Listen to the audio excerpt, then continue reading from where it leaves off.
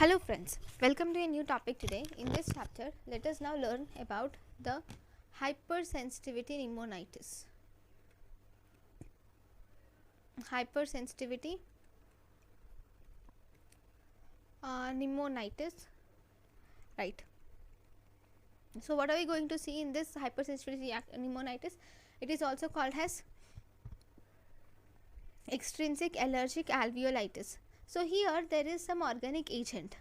It can be due to any organic agent which has been inhaled, like pollen body, or it can be dust, or it can be from cat hair, or those particles, any allergic particles. Okay, all these will activate the T helper cell mediated immunity with interleukin 3, interleukin 12 and interleukin 18. So what actually occurs is, whenever there is these organic agents are there, so these will activate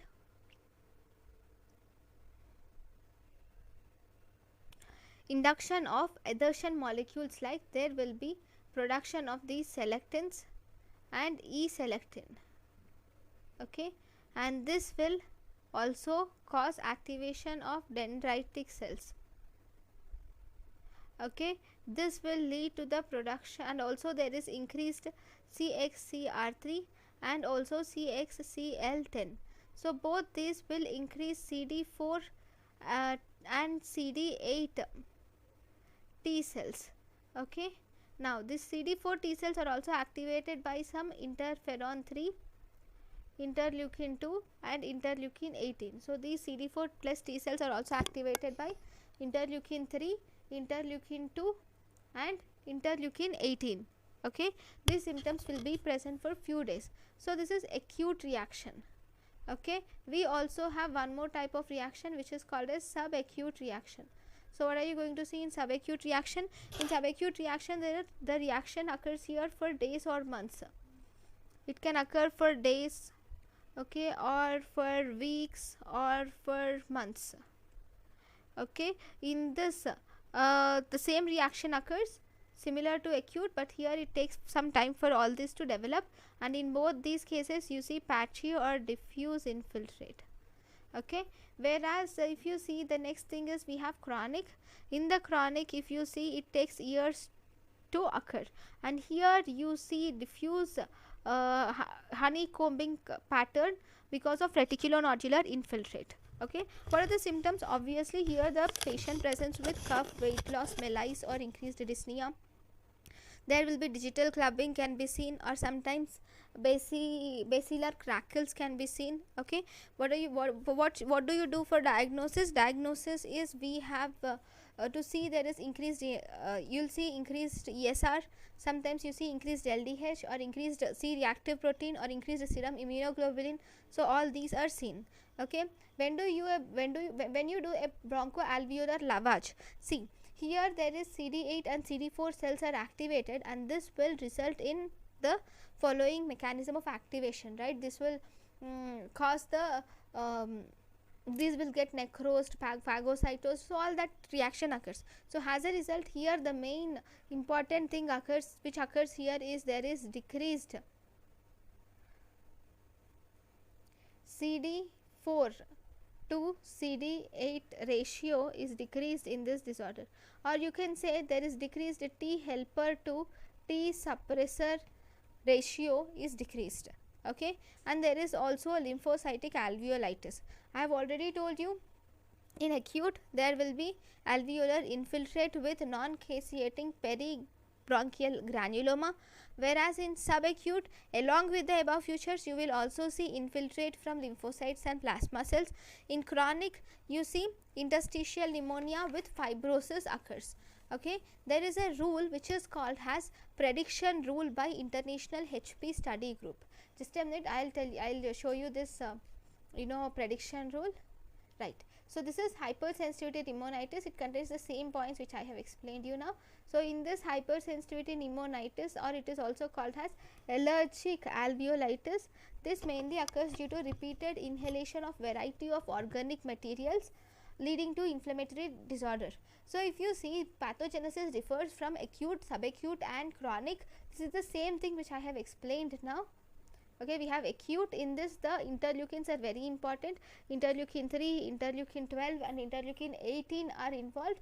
L-selectin and E-selectin is involved, and there is increased chemokine 1, CXCR3, CXCL10, which are produced by D, CD4 and CD8 T cells, and both these will result in an acute, and subacute results in patchy diffuse infiltrate, whereas if you see chronic disease, it results in diffuse reticulonodular infiltrate with honeycombing.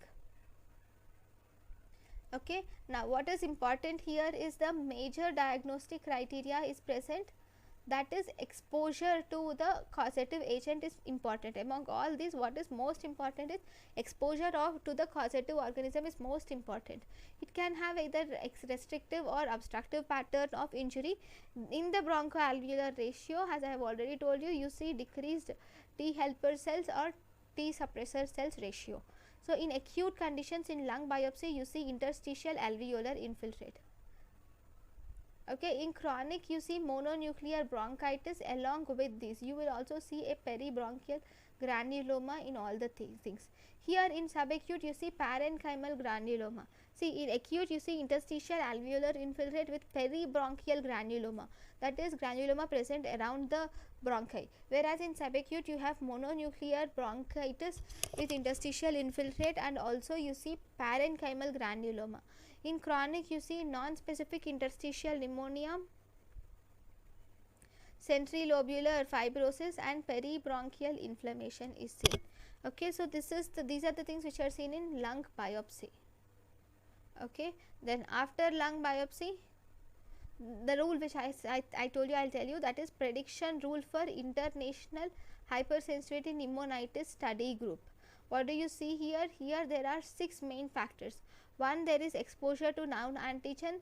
2, positive predictive antibody. 3, recurrent episodes.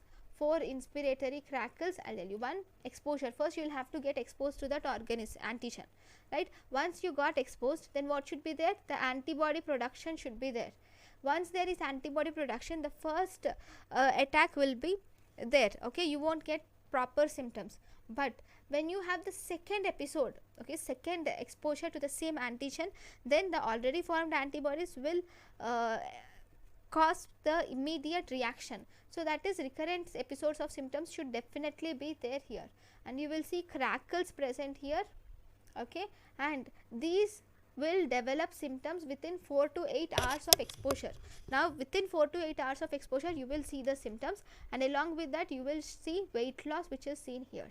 Okay, so this is prediction rule by International Hypersensitivity Pneumonitis Study Group. What are they? You will have exposure to known antigen. There can be positive predictive antibody to antigen. Recurrent episodes of symptoms should be seen, and inspiratory crackles, symptoms developing 4 to 8 hours after exposure. All these are important. Then what are you how are you going to treat it? Treatment is, first, avoid the antigen exposure. Use pollen masks or personal dust respirators or air steam helmets. Or if it is in acute form, there is spontaneous recovery can be there, because in acute form, once all the process gets resolved on its own.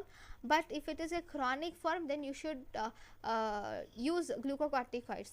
Even in subacute form or chronic form, glucocorticoid usage is important. Next, the next topic here is pulmonary.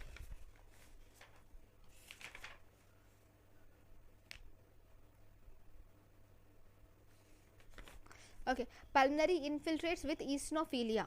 Okay, in this we have something called as allergic bronchopulmonary aspergillosis. So what is this allergic bronchopulmonary aspergillosis? See, this allergic bronchopulmonary aspergillosis is also a hypersensitivity reaction. But what is the organism here? Here the hypersensitivity reaction is towards secondary to Aspergillus fumigatus. So whenever Aspergillus fumigatus is ingested by the person, this Aspergillus fumigatus enters the tracheobronchial tree, and it starts colonizing in the tracheobronchial tree. In which individuals is this Aspergillus fumigatus most commonly seen? It is most commonly seen in atopic individuals and those individuals who have prior history of cystic fibrosis. It is common in asthmatic individuals and in patients with cystic fibrosis. So what are the clinical features? Here you see there will be intermediate episodes of wheezing, low grade fever, pulmonary infiltrates, brownish fleck sputum you can see, and you will also see eosinophilia. So these are the normal clinical features which are seen in allergic bronchopulmonary aspergillosis. Okay, here it is IgE mediated and there will be eosinophilia. What is very important is this diagnostic criteria, because these are asked in exam. So this diagnostic criteria is very important. So okay, in this diagnostic criteria you have two types. You have major criteria and secondary criteria, so or minor criteria. So in major criteria you will see presence of bronchial asthma. Okay, then pulmonary infiltrates on chest x-ray findings are important. First, presence of bronchial asthma. Second, chest x-ray findings. Third, eosinophilia is important. Fourth, wheal and flare reaction. Fifth, IgE levels are increased. Then there can be bronchiectasis, and you will see serum precipitation of this Aspergillus fumigatus. So these are the main major criteria. What are they? Bronchial asthma, presence of pulmonary infiltrates on chest x-ray. Then if you see blood, you should see eosinophilia. Then in the skin reaction you see immediate wheal and flare, and IgE levels should be increased. Central and proximal bronchiectasis should be there, and there will be serum precipitation reaction or precipitin of Aspergillus fumigatus. Okay, all these should be there. These are the major criteria. Then if you see, you also have second type, which is secondary criteria. So in this secondary criteria, first, in the sputum, presence of brownish plugs in sputum is important, and second, you will have to do culture. Okay, in the culture, if you see Aspergillus fumigatus in the sputum, then you can think that it can be allergic bronchopulmonary aspergillosis, and whenever there is increased IgG antibody against Aspergillus fumigatus, even then you can tell that it is allergic bronchopulmonary aspergillosis. So secondary criteria is presence of brownish plugs in sputum, culture of Aspergillus fumigatus in sputum, increased IgG of Aspergillus fumigatus. Okay, now what are the treatment? Treatment is you will have to use corticosteroids. Okay, so this is about the main thing, which is allergic bronchopulmonary aspergillosis. So once you have learned about allergic bronchopulmonary aspergillosis, there are also other conditions which also have pulmonary infiltrates with eosinophilia. Among them, Churg-Strauss syndrome and topical eosinophilia are some. One more important thing is drug-induced eosinophilic pneumonia. So what is this drug-induced eosinophilic pneumonia? Drug-induced eosinophilic pneumonia is the most common cause of eosinophilic pulmonary infiltration. So if you see what are the drugs which are induced, so these drugs are very important. So here nitrofurantoin, sulfonamides, chlorpropamide, tricyclic antidepressants, hydralazine, isoniazid and thiazides. So these are the drugs which are very important. Drugs which are important in drug-induced eosinophilic pneumonia include nitrofurantoin, sulfonamide, chlorpropamide, tricyclic antidepressants, hydralazine and isoniazid and thiazides. Then we also have these syndromes which are associated with eosinophils, like Loeffler syndrome, acute eosinophilic pneumonia and chronic eosinophilic pneumonia. But the most important thing is this hypereosinophilic syndrome. When do you call something has hypereosinophilic syndrome? When there is increased eosinophil counts to more than 1500 eosinophils per ml in peripheral blood for 6 months, then you call it as hypereosinophil syndrome. So in peripheral blood, if there are more than 1500 eosinophils for 6 months, then we call it as hypereosinophilic syndrome. You will also see the eosinophils present in bone marrow and blood. So that is called as blood eosinophilia. Okay, you will also see tissue infiltration of eosinophil. If you do biopsy from any tissue, you will see infiltration with eosinophils. That is tissue infiltration by eosinophilia. So most important thing is you see tricuspid valve abnormalities, and you see endomyocardial fibrosis in the heart, and also restrictive cardiomyopathy. Okay, so these are the main features which are associated with hypereosinophilic syndrome. So thank you guys for watching my lecture. In the next class we will learn about the pulmonary embolism. Thank you for watching my lecture. Thank you.